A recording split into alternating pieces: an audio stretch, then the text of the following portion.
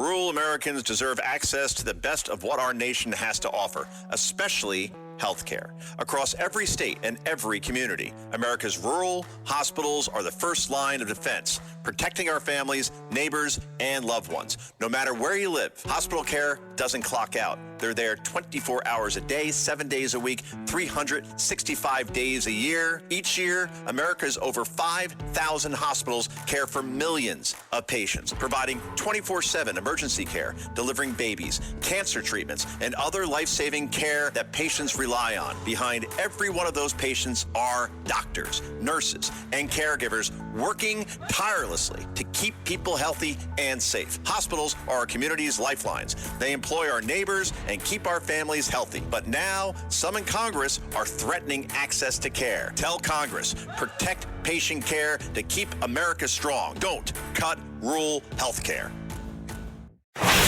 It's the Joe Concha Tunnel to Towers Foundation Sunday morning show. Now, here's Joe Concha. And welcome, everybody, on this Sunday morning as I prep for another big flag football game. I know you guys tune in for this stuff. Come on. All right, I'll be 30 seconds with this. I coach my son's flag football team, 3rd and 4th graders, indoors, thank God, the Silver Dome in nearby Waldwick, New Jersey. And we got a big game today against the Buccaneers. Lost last week, 42-20. Admittedly, I had the over in DraftKings, 61.5. But, hey, that does not soften the blow. Basically we went zone. Kids don't do well with zone. We're going to man-to-man. We practice it this week. Our offense is looking better. A lot more screens, a lot more misdirection, a lot more draws. All right? And I guarantee victory right now. All right? Guaranteeing victory today in flag football for my son's flag football team. Say a prayer for the Steelers of Wyckoff, New Jersey. Anyway, let's get into the important stuff, shall we? What we're seeing out of Minnesota, I know, sound like a broken record, but you got to hear this clip because, again, I always talk about what if a Democrat was doing what Donald Trump is doing now? What would the media coverage look like? Kind of a rhetorical question, but boy, we got the proof here. If I'm teaching a class in Journalism 101 and how to be objective and how you should treat Republican and Democratic presidents the same way in terms of pursuing the facts. If you're reporting, opinions are different. You got to understand the difference, right? In terms of just reporting on the ground or at the White House press briefing room or when interviewing the president, all right, just treat them the same, present the facts, and then let your listeners or readers decide whether you like what you're hearing or not. Okay, so when Barack Obama was in office, remember he was called the deporter-in-chief. In other words, and that was done in a derisive way from the left because they thought that he was deporting way too many illegals, which, no, that's a good thing. And he had a Homeland Security Secretary named Jay Johnson. I've spoken to Jay a couple times because he goes on Fox because he's confident in his arguments. And quite frankly, what we're reporting aligns with what he did with Obama in terms of if you're here illegally, you're going to be deported. And that happened during Obama far more than it ever did under Trump.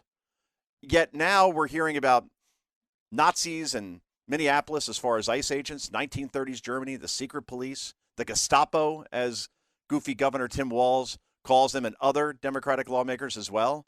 They didn't say a peep during the Obama administration, which, again, was even more aggressive than the Trump administration, or at least as far as the numbers. Probably Trump is now more aggressive than Obama as far as expelling the worst of the worst in terms of criminals, rapists, and child molesters and murderers and sex traffickers.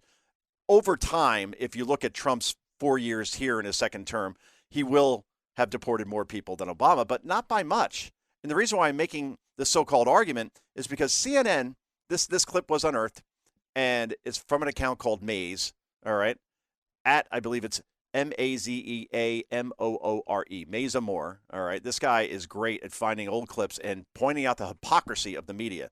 Well, here's CNN. Back during the Obama administration, they put one of the reporters embedded with ICE, and this thing couldn't be any more rosy than the Rose Garden itself. This is cut 3. Go. Under the cloak of darkness in Chicago. Tack 1, guys. An immigration and customs enforcement team gears up for another long day, pursuing undocumented immigrants who have been convicted of crimes in the U.S. ICE agents mistakenly arrest the target's brother. Oh, no. in What the happened? process of talking to him in the vehicle, he then said, "Oh no, I'm actually so-and-so. Who you're looking for is over here, this other address." He led us to that address, and we were able to actually arrest the individual. Continue 0.2 miles. Do you have evidence, right, that he's using a fake identity, or? That is correct. We believe he's been using a U.S. citizen's identity to live and work. He has an Illinois driver's license. Third target, he has an unauthorized use of a weapon, which was a firearm. He has a couple DUIs. He is a criminal. He has an extensive criminal history. And by taking him out of the community, he's making the community safer. And that's ICE's purpose, is to focus on criminals and community safety by taking these recidivist criminals out of our community. All right. Wow. Dramatic music. They accidentally arrested someone, but they let him go, showing that ICE actually, when they make a mistake, they own up to it and then do the right thing. And boy, CNN couldn't be any happier to be with the heroes of ICE. You want to hear about what their coverage sounds like now? Holy moly. Let's go to CNN last night. No, not last night, excuse me. This was Friday night, I believe. And this is one of their analysts, okay, that they pay money to for his opinions, talking about how, all right, we get to this part, and this part will speak for itself. But before this part, all right, this gentleman decided, I'm not going to give him any press. I'm not going to say his name. We'll just say a CNN analyst said that Trump is using Nazi images and Nazi language to recruit ICE agents. And he's using, here's the kicker, a photo of George Washington on the paraphernalia, on the flyers, the electronic flyers online. George Washington actually probably aligned with Adolf Hitler as far as Nazism. You cannot make this up. And then he goes to the old, hey, remember that rally Trump had at Madison Square Garden? Well, this is cut 9, go. Do you remember what the largest Nazi rally ever held in America, where it was held? Have you ever seen a dollar bill that says one nation under God? Have you ever read John? Have you ever read John Jay, who said we were one people with one language? Madison Square Garden in 1934. And you know what picture was on that stage? George Washington. And you know what the person said when they got on the stage to introduce that Nazi rally? Was that if George Washington was alive today, he and Adolf Hitler would be friends. And a normal president would hold that before you run your mouth. Let me just make one more note. Wait. All right. Of course, I was on Abby Phillips' train wreck of a show on CNN, where, again, it gets a lot of admiration from certain publications that cover the media, yet she can't even get 500,000 people watching in prime time. She basically is outrated by Greg Gutfeld 6 times over. 6 times. Yet that's the type of crap that you get on there. And crap is the only word that comes to mind here. Because you're going to put on somebody who says that George Washington and Adolf Hitler would be BFFs, sharing some friendship bracelets like Biden and Obama. But then you don't deserve to be, forget national television, community access television. That's the argument? And poor Brianna Lyman, who was on this show earlier this week, had to endure that. So whenever you hear of liberals demanding that, I went to George Washington Junior High School now that I think about it, right? There's a Lincoln elementary school here in town. There's a Washington elementary school here in my town as well. That's the kind of guy that wants to change the names of Washington and Lincoln and Jefferson schools, because now it's not only that I guess they were slave owners or didn't do anything about slave ownership, except Lincoln, the Civil War kind of ended that whole thing, but fine. They want to change the names of those schools because they make arguments like this. And again, this person is on national television making this sort of ridiculous argument. Hitler and Washington would be best friends. Holy moly. And by the way, and I'll leave it here, Elias, I know we got to go to break. Madison Square Garden did hold a Nazi rally in 1934. And therefore, when Trump held one in 2024, people like this schmuck said that, well, see, Trump's holding it at Madison Square Garden because he's really sending out a signal to the Nazis that vote for me and I'll make sure that the whole neo-Nazi thing becomes a real thing here in the U.S. Well, the problem with that argument is that also what happened at Madison Square Garden were not 1, not 2, not 3, 4 Democratic national conventions, including one held by Hillary and Bill Clinton back in 1992. It's where, I don't know, Frazier knocked down Ali in the greatest fight of all time. It's where Marilyn Monroe sang to Jack Kennedy on his birthday, happy birthday, Mr. President. It's where the Knicks actually used to win championships back in The early 70s. Yes, it's been that long. And it's where the stupid Rangers, I'm sorry, I know like a lot of people in New York are listening to the show. I'm a Devils fan. I'm trained to hate you. I do hate you. But at the same time, the Rangers even hoisted the Stanley Cup there in June of 1994. And have not since, by the way. Wow, 32 years. Working on another streak, eh, boys? The point is, a lot of good things have happened at Madison Square Garden. And you can't just point to one rally and then say Trump held a rally there, therefore there's a connection. Well, a lot of Democratic rallies have been held there too, my friends, and other events that are memorable. And that's the kind of argument that's being made at this point. Also, you may have heard recently reports out of Washington involving Federal Reserve Chairman Jerome Powell have raised serious questions about the Fed's independence. Markets reacted fast. Gold and silver surged to record highs because when confidence in the dollar is shaken, investors run to real assets. If you're concerned about your portfolio, IRA, or financial future, my friends at Goldline can help. Call 800-757-GOLD and mention Joe. That's 800-757-4653. Or visit goldline.com. But call now. Anyway, this is Joe Concha. This is the Tunnel to Towers Foundation Sunday morning show. Back with more in just a moment. It's the Joe Concha Tunnel to Towers Foundation Sunday morning show.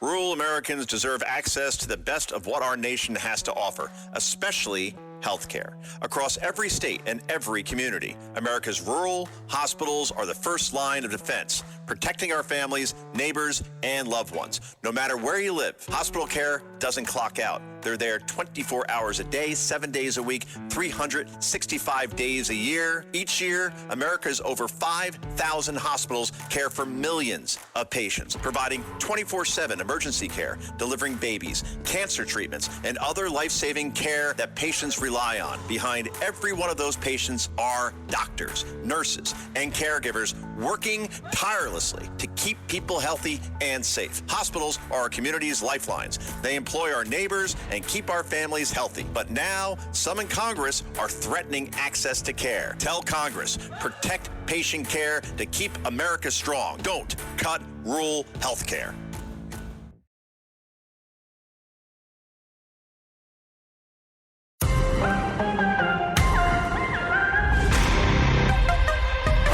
It's the Joe Concha Tunnel to Towers Foundation Sunday morning show. Now, here's Joe Concha.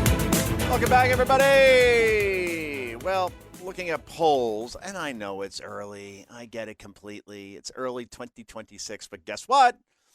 By January, this time next year, 2027, there'll be at least probably 5 or 6 or more Democrats throwing their hat into the ring to take on likely J.D. Vance and Marco Rubio as the Republican ticket. If Rubio were the top of that ticket, trust me, I would not mind.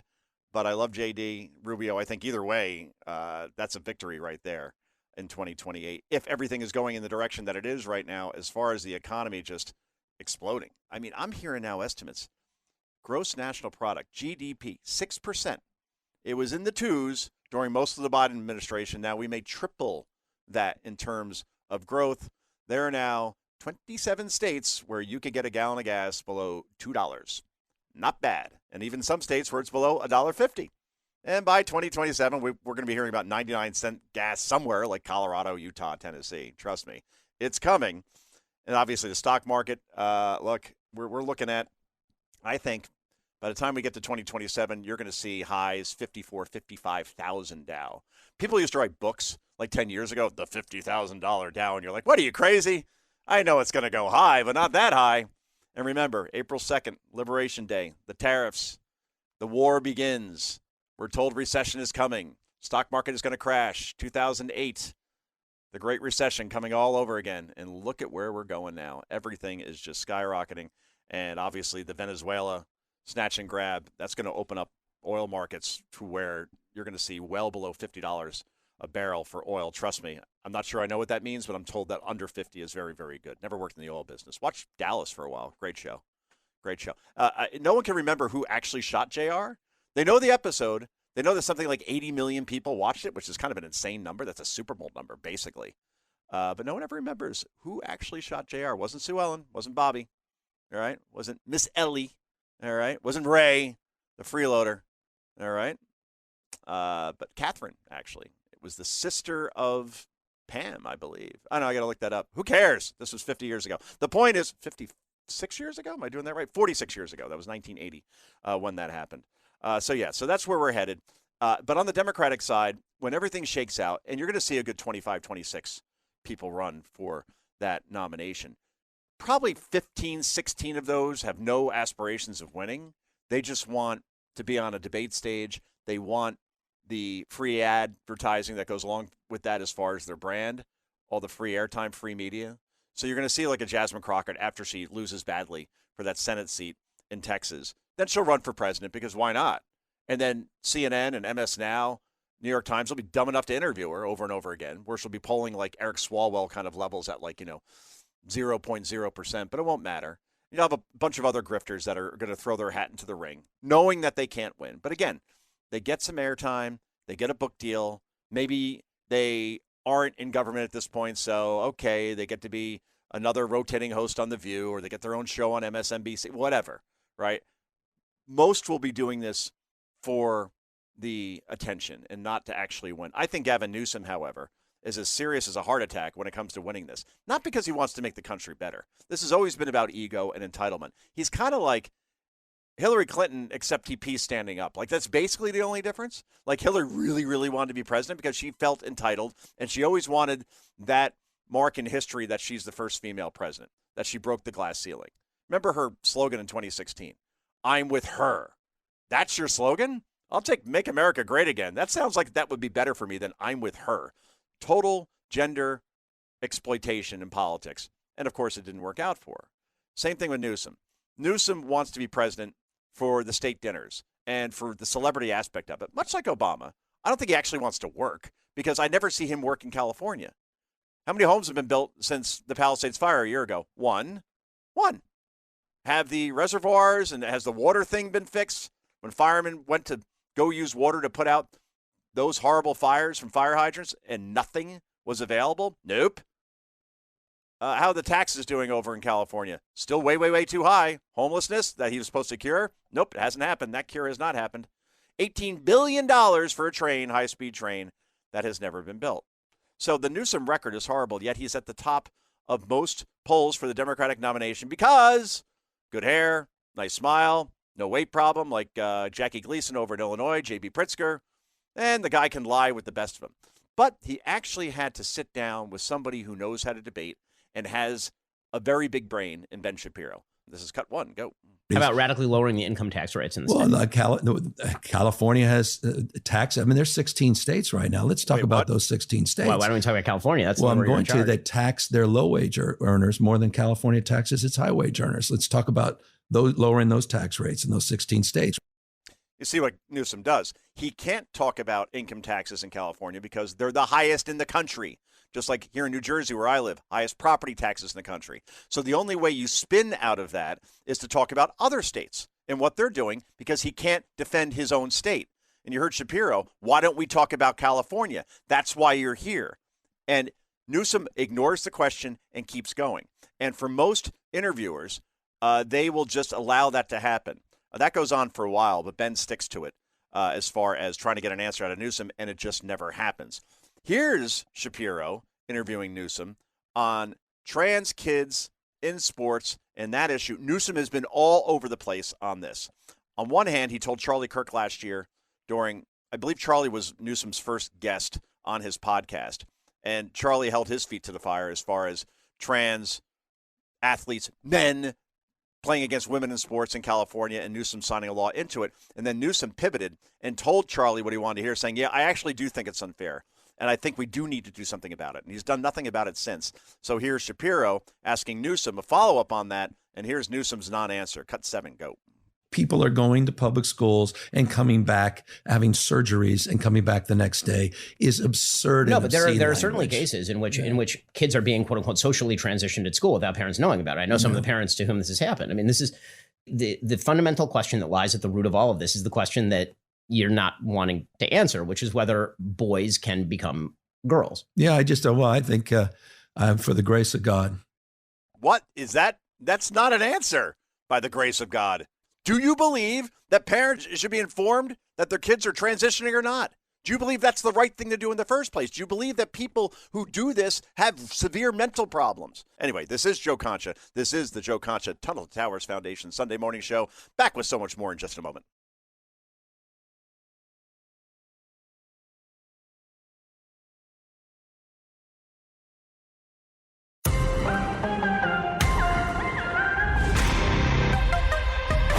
It's the Joe Concha Tunnel to Towers Foundation Sunday morning show. Now, here's Joe Concha.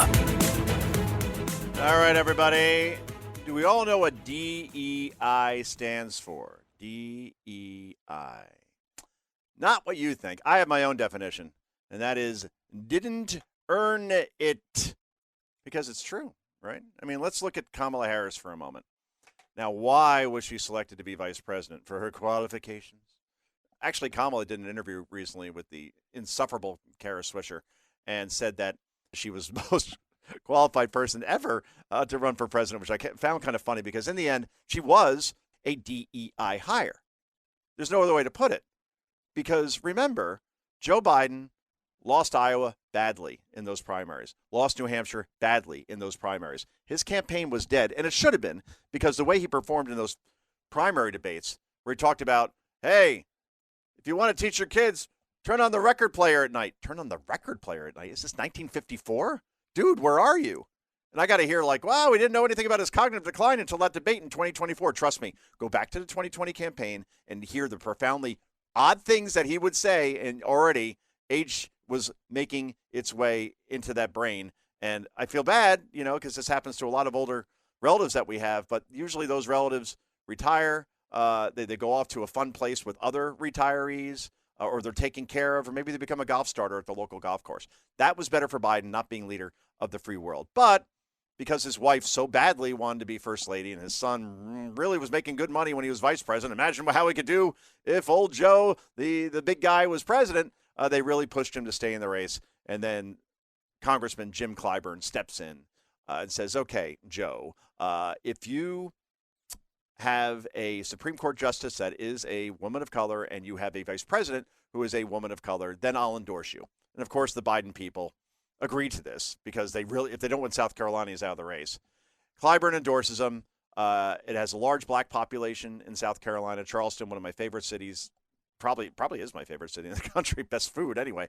But the point is that Biden wins South Carolina, and then magically, like the sea is parting, right? Like Moses himself, the Red Sea, and Jesus.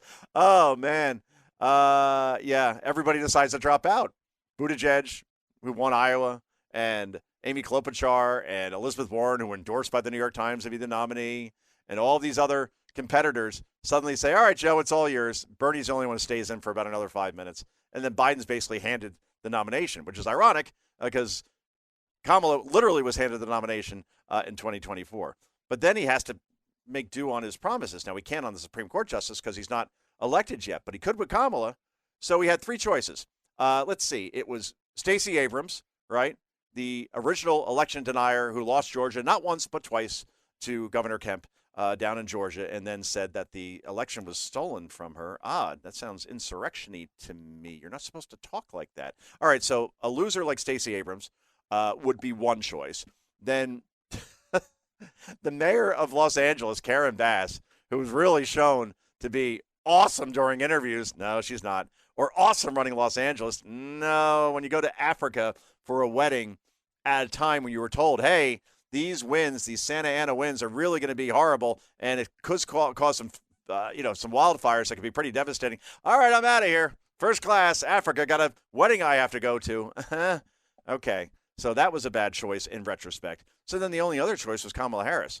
So you got to think that since Barack Obama says that Kamala Harris was the best-looking senator in the Senate, nothing probably happened there. But the point is that Kamala is an attractive woman, right? You can make that argument for it, at least relatively when you compare her to the competition, and was tough, if you want to call it that, in the confirmation hearings of Brett Kavanaugh when he needed Senate confirmation. Actually, she was obnoxious, rude, unprofessional, and dishonest. But hey, if that's the Democratic brand, you're in.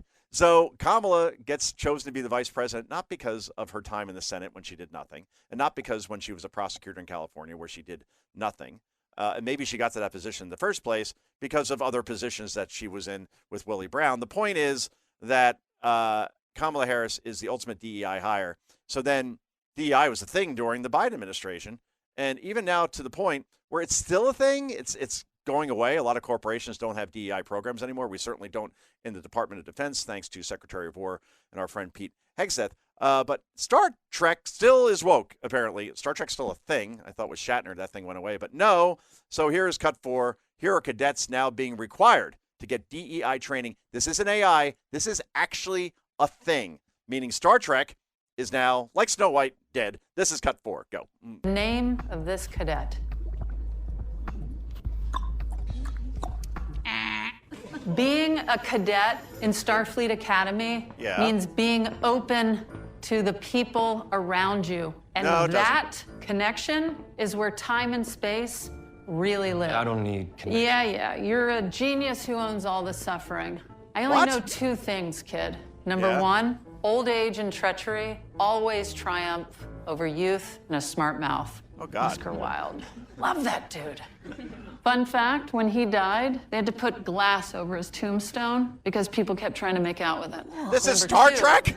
A smart mouth isn't worth a damn. Beam me up, Scotty. That's Star Trek. Deep conversations between Shatner and Spock. That's Star Trek. What the hell was that? We're quoting Oscar Wilde in space. Oh, that's a whole bowl of wrong. And by the way, you can't see it, but the Star Trek commander is, of course, a lesbian with shorter hair than I have. I don't care if you're a lesbian.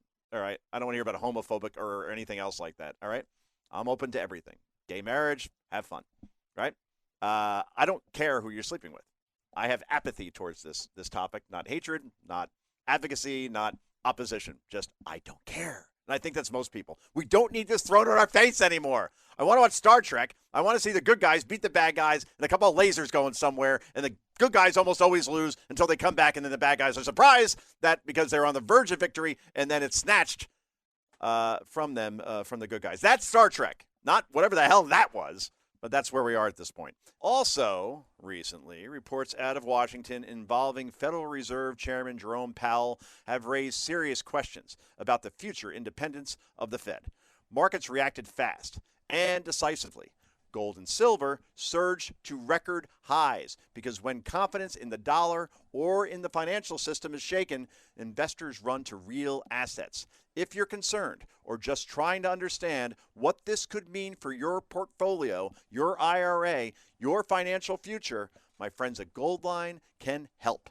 Precious metals analysts immediately revised their gold and silver forecast even higher, and the outlook is more bullish than ever. Goldline is the only gold and silver company I trust, and they'll walk you through how precious metals may help protect you against growing financial risk. Call Goldline now at 800-757-GOLD and mention Joe. That's 800-757-4653. If you reach voicemail, leave a message. They will call you back. Or visit goldline.com. But I urge you to call now, 800-757-GOLD. Anyway, this is Joe Concha. This is the Joe Concha Tunnel to Towers Foundation Show. We wrap this puppy up in just a moment. It's the Joe Concha Tunnel to Towers Foundation Sunday Morning Show.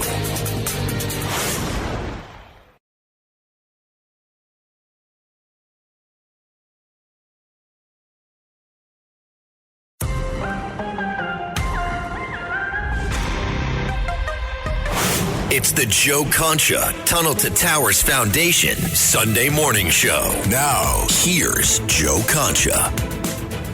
And welcome back, everybody. So, I got these Ring cameras. I think a lot of people have Ring cameras. I mean, more and more. It's great for the news business because there's a lot of like news items you can get out of a Ring camera. I think it was a Ring camera that caught Tyler Robinson, right?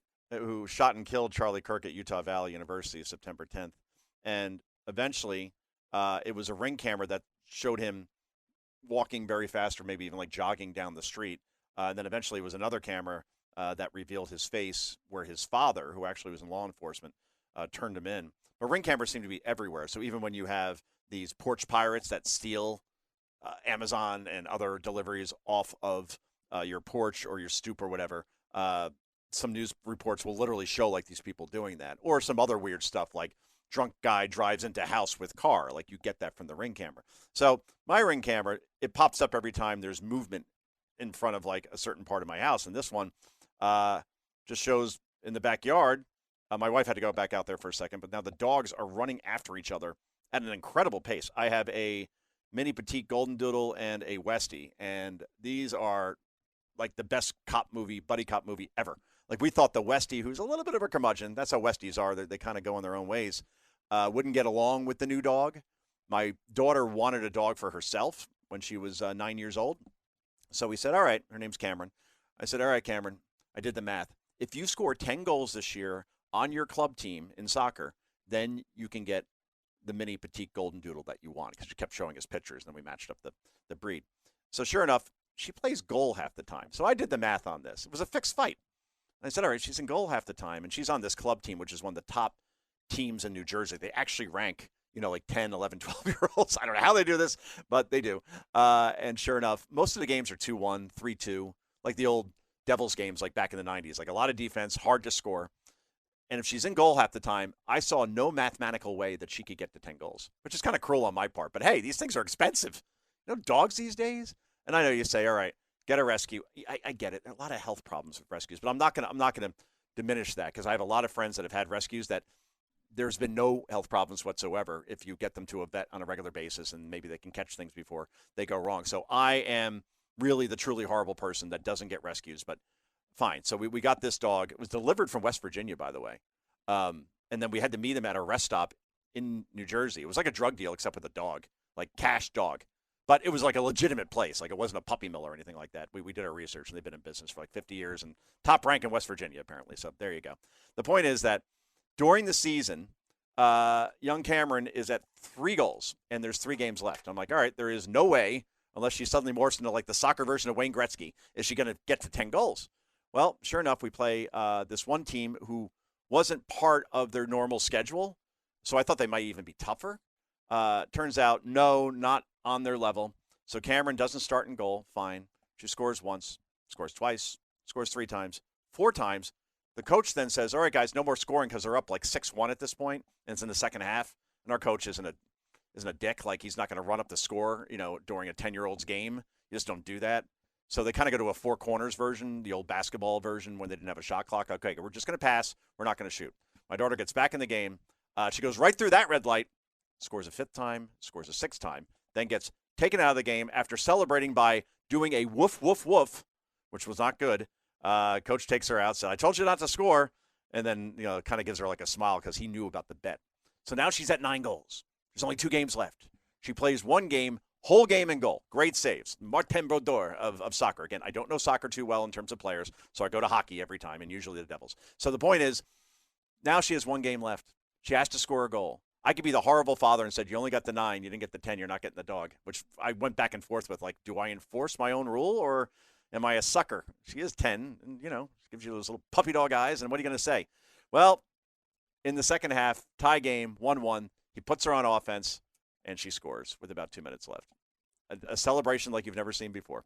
And a couple months later, we had the puppy, and that's that. And now we have trackers on the puppy, because we almost lost them a couple months ago.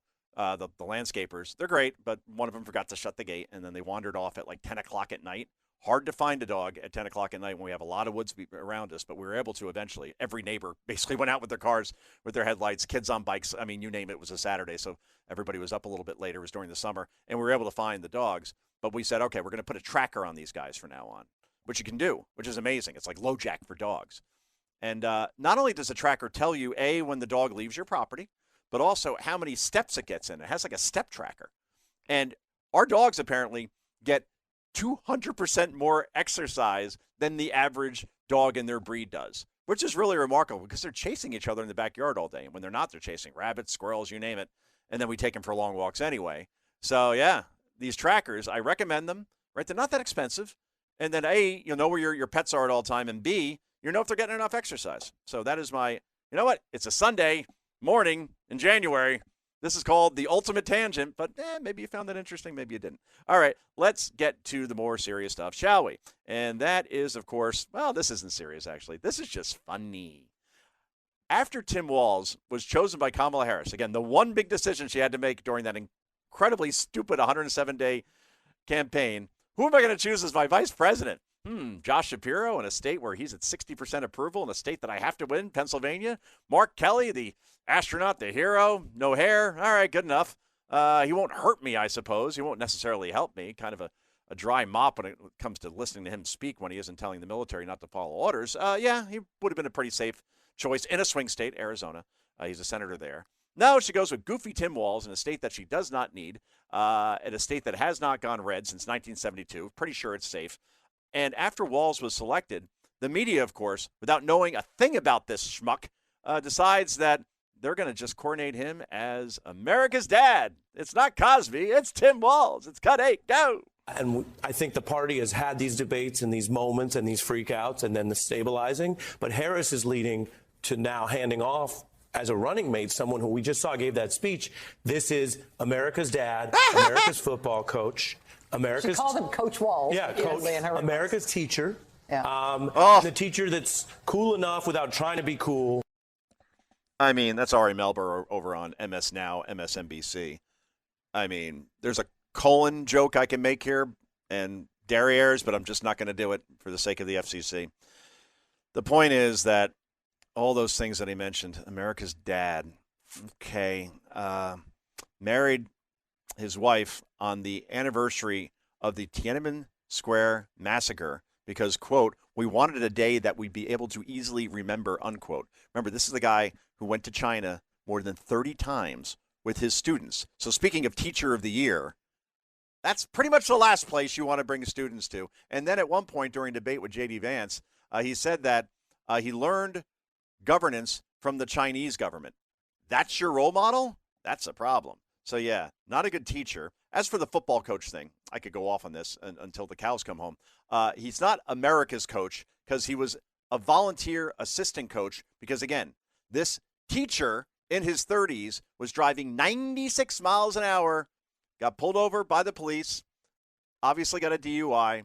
They brought him to jail, spent the night after going to a hospital, then in jail, and then later his campaign lied about it, saying that actually he wasn't drunk, that Walz drove himself to the hospital voluntarily, and it was just a big misunderstanding, except that the hospital showed that his blood alcohol content was higher than his IQ, which is a real big problem.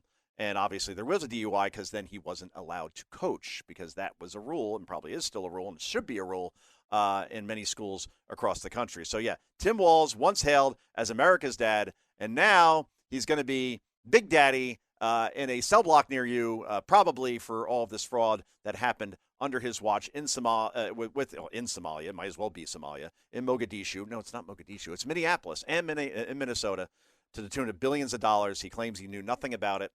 Yet every donation from these Somalian organizations that took this money, well, when they weren't sending it to Al-Shabaab, the number one terrorist organization in Somalia, they were using the money to donate to Democratic candidates in Minnesota and not one Republican.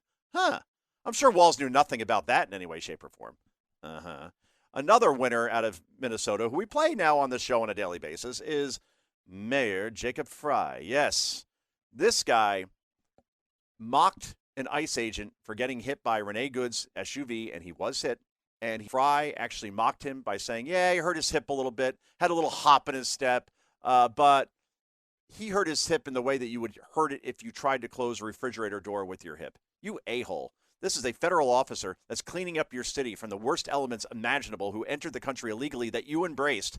And then when he gets hit by somebody who accelerates the gas, and this guy, by the way, this ICE officer was dragged 100 feet by another illegal just months before that, required 33 stitches. Instead of Frey saying, we appreciate your service, right? Renee Good, tragic that she was killed, right? Maybe she didn't have to get shot. He could make this argument. I could say that if a car comes at you, then in terms of self-defense, especially when you've already been dragged by another car driven by an illegal in that case, then you have the right to defend yourself. But fine, Frey could have just, for once, praised these officers, and all he does is demean them. Well, he's getting some real pushback on this now because I guess he sees that argument really isn't working, especially with the video evidence showing that ICE officer was hit. Now he's saying that, you know what, actually, I've always just been encouraging peace. This human broomstick is really a piece of work. This is cut 2. Go. So the question was, there has been the accusation that local officials have perhaps taken up the temperature in Minneapolis. First, I'll say, show me a single place where I have encouraged anything other than peace. Oh, all right. I'll quote you. And 2 ICE officers. Get the F out of Minneapolis. Okay. Yeah, that's turning down the temperature, all right. When you say things like that and you compare ICE to the Gestapo and to Hitler's secret police, people will attack them because they figure, well, if I kill a Nazi, I'm doing a good thing, right? And Frey and Walls have been at the forefront of that, if not Ilhan Omar. Anyway, guys, we're out of time. Unfortunately, fastest hour in radio, no question about it. I am Joe Concha. This has been the Tunnel to Towers Foundation Sunday morning show. We're back next week at 11 a.m. Eastern Time. Until then, 2 words for you. Bye-bye. Thanks for listening. The Joe Concha Tunnel to Towers Foundation Sunday Morning Show. You can hear the Joe Concha Tunnel to Towers Foundation Sunday Morning Show. Sunday mornings at 10. If you like the podcast, share it with your friends and listen anytime at WABCRadio.com and download the WABC Radio app. Hit that subscribe button on all major podcast platforms. Plus, follow WABC on social, on Instagram, TikTok, Facebook, and X. See you next time for a new episode, so you never have to wonder, what the heck is going on here? Rural Americans deserve access to the best of what our nation has to offer, especially health care. Across every state and every community, America's rural hospitals are the first line of defense, protecting our families, neighbors, and loved ones. No matter where you live, hospital care doesn't clock out. They're there 24 hours a day, 7 days a week, 365 days a year. Each year, America's over 5,000 hospitals care for millions of patients, providing 24/7 emergency care, delivering babies, cancer treatments, and other life-saving care that patients rely on. Behind every one of those patients are doctors, nurses, and caregivers working tirelessly to keep people healthy and safe. Hospitals are our community's lifelines. They employ our neighbors and keep our families healthy. But now, some in Congress are threatening access to care. Tell Congress, protect patient care to keep America strong. Don't cut rural health care.